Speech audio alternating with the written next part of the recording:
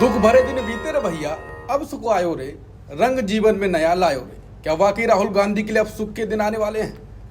तेजस्वी यादव ने बड़ा बयान देकर कह दिया है कि बिहार की जनता और युवा तय कर चुके हैं कि पुरानी खटारा एनडीए सरकार को हटाकर राहुल गांधी को अगले लोकसभा चुनाव के बाद प्रधानमंत्री बनाएंगे।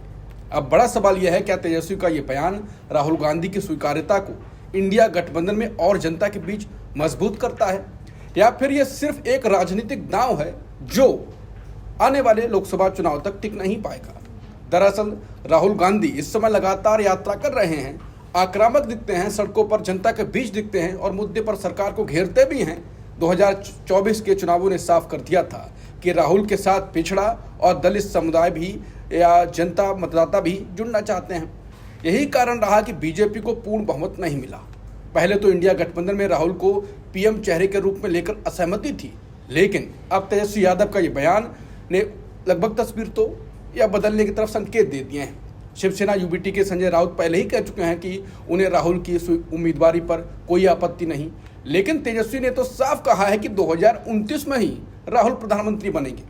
राहुल की एक्टिवनेस को देखकर यह सवाल तो कई महीनों से उठ रहा था, और जिस प्रकार से राहुल नैरेटिव सेट करते हैं और मोदी उस पर चलने लगते हैं, उससे उनके लोग ही खिसिया गए थे।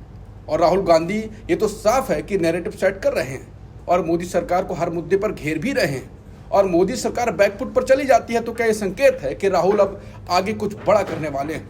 राहुल की स्वीकार्यता जनता में बढ़ी है। आज तक C voter mood of the nation survey के अनुसार नेता प्रतिपक्ष के रूप में राहुल गांधी के प्रदर्शन को 51% लोगों ने अच्छा माना। हालांकि सर्वे 2024 का है, अब हो सकता है हाल और बदल गए हों। अब सवाल उठ रहा है, क्या जनता अब राहुल को गंभीर विकल्प के तौर पर देखने लगी है?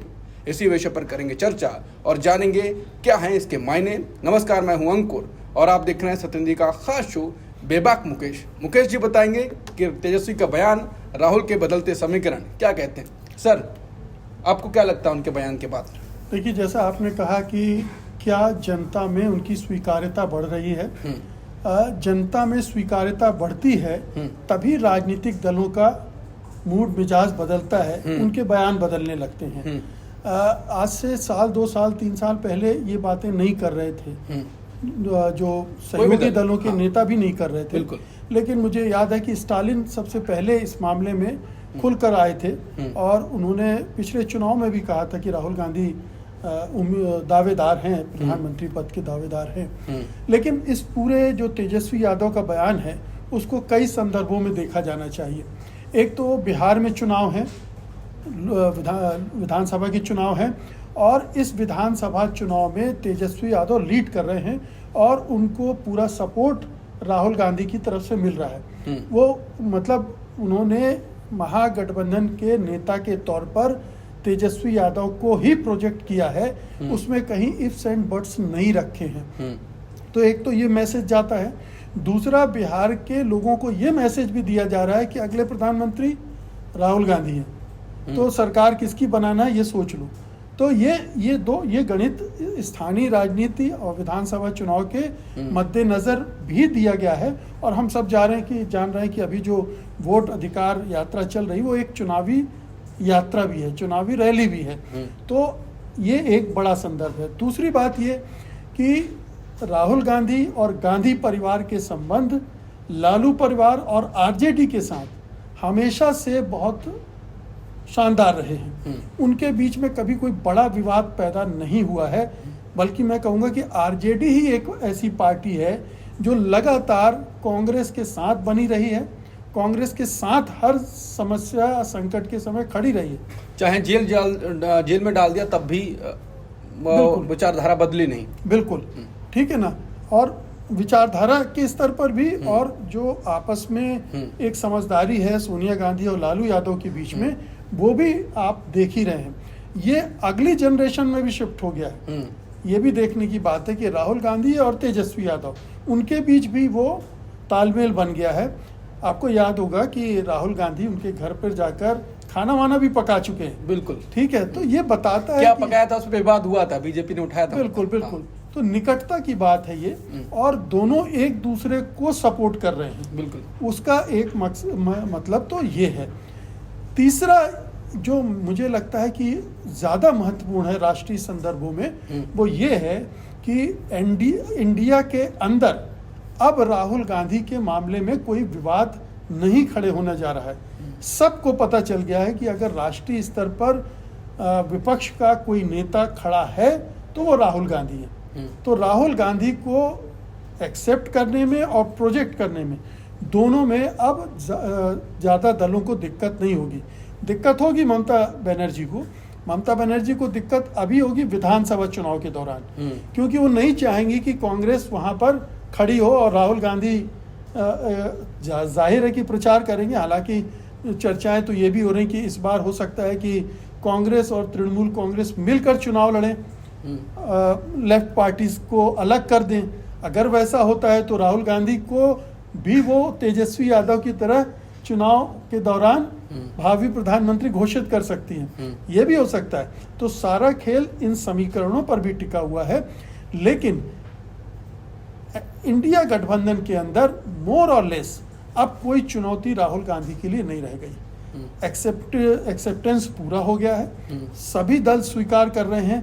अंदर खाने ममता बनर्जी भी स्वीकार करेंगी, प्रत्यक्ष रूप से, सार्वजनिक रूप से ये अभी न कहें बेशक। तो ये एक्सेप्टेबिलिटी क्यों आई है? क्योंकि राहुल गांधी ने प्रूव किया है। इन 3-4 सालों में उन्होंने जनता का विश्वास हासिल किया है और अपने साहस और समझदारी की वजह से वो अब एक बड़े नेता के रूप में खड़े हो गए हैं। और अगर आज से 2 साल पहले ये जब सवाल किया जाता था मोदी नहीं तो कौन, तो एक सन्नाटा दिखता था। लेकिन आज आप किसी से भी बात करेंगे तो कहेगा मोदी नहीं तो राहुल। एक स्पष्ट विकल्प अब इस देश में खड़ा हो गया है। बिल्कुल। राहुल गांधी लगातार संविधान की बात करते हैं, दलितों पिछड़ों से जाके मुलाकात करते हैं, सड़कों पर भी उतरते हैं। यात्रा के बाद तो 19% तो उनकी 4% थी, 19% पे उनकी प्रधानमंत्री के उम्मीदवार के तौर पर स्वीकार्यता भी बढ़ गई थी। ये सब सर्वे की बात कर रहा हूँ। अब वो जो बात करते हैं दलितों पिछड़ों की, और उनके जो क्षेत्रीय दल हैं आरजेडी, समाजवादी पार्टी, उनका भी वोट बैंक लगभग वही है। आरजेडी का भी पिछड़े वर्ग है और इनका समाजवादी पार्टी का भी पिछड़ा वर्ग है। तो इनको शिफ्ट करने में वोटर्स को परेशानी तो नहीं होगी, क्योंकि दलित सपा की तरफ नहीं जाता था, समाजवादी पार्टी के लोकसभा चुनाव में दिख गया था। राहुल गए तो दिखा। तो राहुल गांधी की जो शिफ्ट है वोट का, वो आसानी हो जाएगी क्षेत्रीय दलों के लिए। देखिए, पहले ये माना जाता था कि कांग्रेस के साथ जाने से नुकसान है। हाँ। लेकिन कांग्रेस ने अपने आप को ज़्यादा लचीला बनाया है। हाँ। और जो क्षेत्रीय दल हैं उनके साथ तालमेल में रुचि दिखाई है, खासतौर पर राहुल गांधी ने। हाँ। पहले बहुत सारे प्रदेश स्तर के नेता होते थे जो दूसरे दलों को की ताकत को स्वीकार करने के लिए तैयार नहीं होते थे, और इसलिए उनके बीच में मतभेद भी होते थे, टकराव भी होता था और एक दूसरे को काटते भी थे वो, जिसकी वजह से जो रिजल्ट आना चाहिए होता था वो नहीं आ पाता था। लेकिन राहुल गांधी ने जो रणनीति बदली है क्षेत्रीय दलों के साथ तालमेल को लेकर, उसने सामंजस्य अच्छा कर दिया है। अखिलेश यादव के साथ भी राहुल गांधी का अच्छा संबंध है, और तेजस्वी यादव के साथ भी अच्छा है। और दूसरे अगर इलाकों में जाएं, एक ममता बनर्जी को छोड़ दें या फिर आप केजरीवाल को भी छोड़ सकते हैं, बाकी जगहों पर कमोबेश उनका तालमेल बहुत अच्छा है। यहाँ तक कि उद्धव ठाकरे के साथ भी उनका तालमेल अच्छा चल रहा है। तो मेरे कहने का मतलब ये है कि वोट बैंक तो जाहिर राहुल गांधी उसी को टारगेट कर रहे हैं, लेकिन वो छीनने की कोशिश नहीं कर रहे हैं, वो कंपनसेट कर रहे हैं कि हम और आप दोनों मिलकर आए। अगर मैं दलित वोट ला सकता हूँ, अगर मेरे रहने से आपके अल्पसंख्यक वोट और मजबूत हो सकते हैं, तो ये आपके लिए प्लस हो गया। अगर आपकी वजह से हमें ओबीसी के कुछ वोट मिल सकते हैं, तो हम भी मजबूत होते हैं। आज की तारीख में इसे खतरे के रूप में नहीं देख रहे होंगे ये दल, लेकिन जाहिर है कि कुछ समय बाद अगर कांग्रेस इन इलाकों में मजबूत होने लगेगी तो वो डर भी सताएगा। लेकिन अभी चूंकि सबके सामने एक बड़ा संकट ये है कि जो रिजीम है दिल्ली में, वो सारे क्षेत्रीय दलों को छिन्न भिन्न करना चाहती है, ख़त्म कर देना चाहती है, हर तरह के ताकत का इस्तेमाल कर रही है। उससे लड़ने के लिए एकता भी जरूरी है। विपक्षी एकता सिर्फ इसलिए नहीं हो रही है कि चुनाव जीतना है, चुनाव लड़ने लायक रह भी जाएं, इसके लिए भी संघर्ष करना है और वो एकजुट होकर ही कर सकते हैं। तो इंडिया गठबंधन का जो गठन हुआ वो बेसिकली मोदी सरकार की जो जातियां हैं उससे लड़ने के लिए हुआ। तो एक तो वो एजेंडा हमेशा ही रहेगा, लेकिन ये बाकी चीज़ें उसके साथ जुड़ी रहेंगी जो बाद में आकर कोई चैलेंज बन सकता है, लेकिन आज की तारीख में वैसी दिक्कत मुझे नहीं दिख रही। आखिरी सवाल, 2024 का लोकसभा चुनाव हुआ, पूर्ण बहुमत बीजेपी नहीं ले पाई, तब से और अब की राजनीति में क्या आपको अंतर दिखता है? विपक्ष कैसे रिएक्ट कर रहा है और बीजेपी कैसे कर रही है? ये तो बहुत साफ दिख रहा है कि अब नैरेटिव बनाना बीजेपी या मोदी सरकार के हाथ में नहीं रह गया। वो नैरेटिव का पीछा कर रही है, आरोप लग रहे हैं, घोटाले सामने आ रहे हैं, ये तमाम चीज़ें हो रही हैं और एक तरह की खिसियाहट और एक बौखलाहट आपको सत्तारूढ़ दल में दिख सकती है। ये साफ साफ दिख रहा है। तो ये फर्क आया है दो वजहों से। एक तो कांग्रेस और विपक्ष की सीटें एकदम से बढ़ गई, कांग्रेस लगभग डबल पे पहुंच गई और पूरे इंडिया गठबंधन 230-32 सीटों पर पहुंच गई लगभग। हाँ, तो ये इतनी सीटें हो गई तो विपक्ष में दम आ गया। अब वो संसद के अंदर और सड़क पर भी संघर्ष करने की स्थिति में उसका आत्मविश्वास बढ़ा है। इस वजह से और राहुल गांधी का उभार जो हुआ है उसके उनके रूप में एक नेता भी मिल गया है। तो वो डर जो है जो विपक्ष में था वो कम हो गया है, आत्मविश्वास जो कम हो गया था वो बढ़ गया है। ये बड़ा फर्क आया, ये क्वालिटेटिव चेंज आया है, गुणात्मक परिवर्तन आया है राष्ट्रीय राजनीति में और इसका असर हमें दिख रहा है।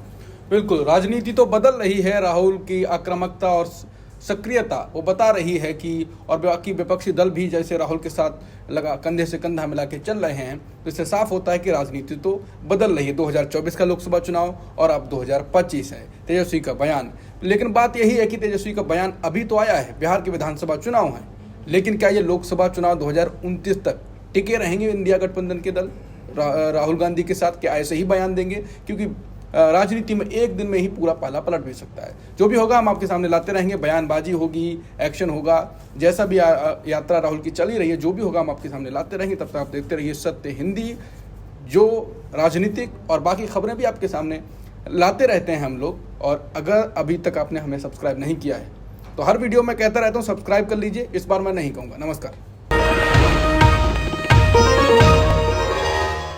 Copyright disclaimer under Section 107 of the Copyright Act 1976. Allowance is made for fair use for purposes such as criticism, comment, news reporting, scholarship, and research. Fair use is a use permitted by copyright statute that might otherwise be infringing.